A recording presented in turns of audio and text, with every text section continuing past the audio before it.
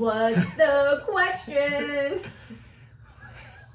Well, the question is, I don't really like setting goals. They make me feel a lot of pressure. And so do I need to set goals? What do you think, Whit? Are goals necessary? Okay, taking my judgment hat off. Just kidding. It was very good vulnerability. Thanks for sharing that question. I'm sure that a lot of people feel the same way, and they appreciate you speaking out, even though it would be terrifying to ask with that question. Listen, in all honesty, I used to be someone who didn't know what a goal was because the thought of creating a goal brought up a lot of fear of failure. So I do, kidding aside, I would say goals are necessary to evolve, and we are the most alive when we are evolving. I agree. And I would offer some relief in that. If like, oh, dang it, so my life has to be filled with pressure in order to be evolving? No. And so that's the one big thing is in the question. It's saying that the goal is causing pressure. And that's one thing we kind of look at is that the goal isn't causing pressure. It's your thought about the goal that's causing pressure. And generally, the thought is that your worth is wrapped up in whether you achieve the goal, how quickly you achieve the goal, who else achieves the goal, and how fast and how much faster than you, and all these different pieces about that goal that tend to put pressure on you because you're thinking that you have to perform in some way in order to be worthy, valuable, lovable, etc. Yeah. And that is exactly why old Whitney did not like setting goals. Yeah. Is all the pressure that was put on myself and what it was attached to. If I don't get this goal, my worth is on the line. So you take out the pressure. It's not to measure who you are as a person. Now it's like, yeah, goals are fun. Let's see how much we can fail, how bad we can fail. What I like about this framework when you're talking about approaching a goal is that you're going to kind of set this target. Okay, I'm going to aim in this direction. That kind of illuminates a path. That's a theory that maybe is the path and maybe not. But this is how you're going to start out and go. I was actually coached very recently where we had a financial goal for the business, and we were getting down to the wire. And it was very difficult to believe that we would be hitting this goal. Like mathematically, it looked really unlikely that we were going to hit this goal. So I was speaking with my coach about that and talking about, okay, on one hand, I can see that I know what I want to do. I know this. I coach this. I know this. That what I want to do is continue to believe.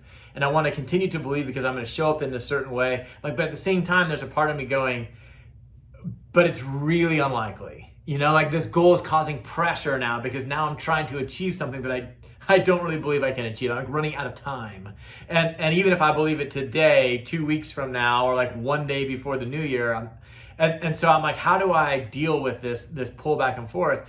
And she started speaking to me about why the goal matters. Why did I set the goal? What was I trying to get out of it? And it turns out it was actually for the growth. It was actually for me to see, how could I rise up? How did I evolve, as Whit was saying? How did I change? Who did I become on my way to the reckless attempt at achieving this goal?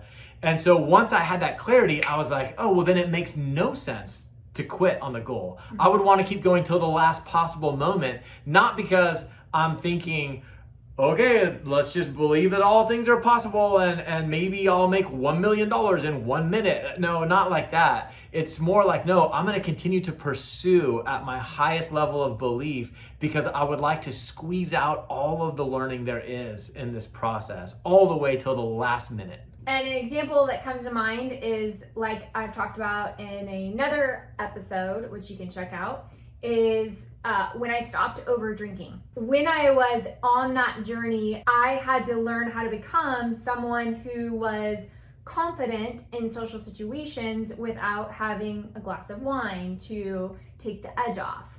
I had to become someone who celebrated at social interactions without saying, yes, I do want what everyone else is having. And so I had to deal with fear of missing out. All of those obstacles to the goal become qualities and characteristics that we have that's just so fun. Like Jake's saying, it's the inner growth that is so fun to receive and experience. Yes, you do want goals, and you don't want the goals to be such a measure that it's causing pressure to get there. And I think it sounds very like fluffy to talk like that about goals, but you can see when it's true in a nice illustration where it's, let's say you set out to have a 6-figure business. Like, I want to make $100,000. I've started my own business. I haven't made any money. I want to make $100,000. So you set out to do that. And along the way, someone just hands you $100,000.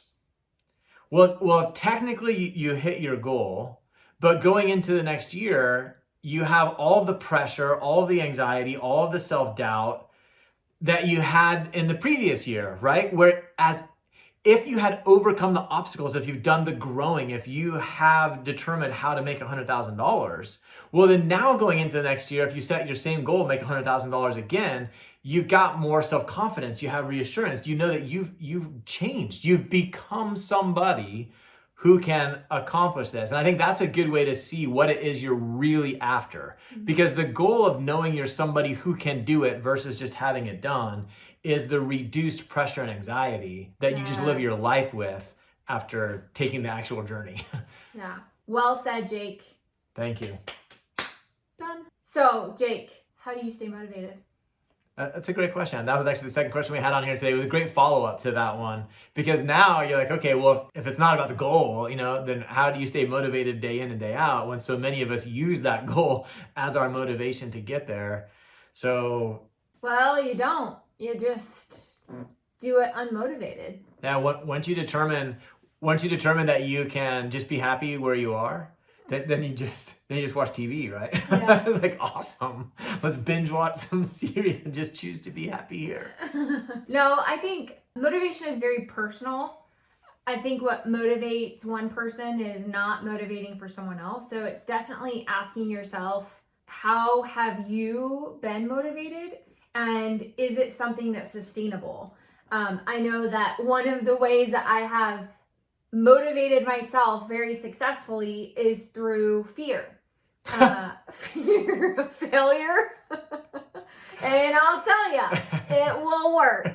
Until it doesn't. Until it doesn't. And I'm at that place where I've had lots of different transformation, and now that fuel of motivation is actually blocking me a bit, because it's a lot of unnecessary pressure that at this level doesn't hold up.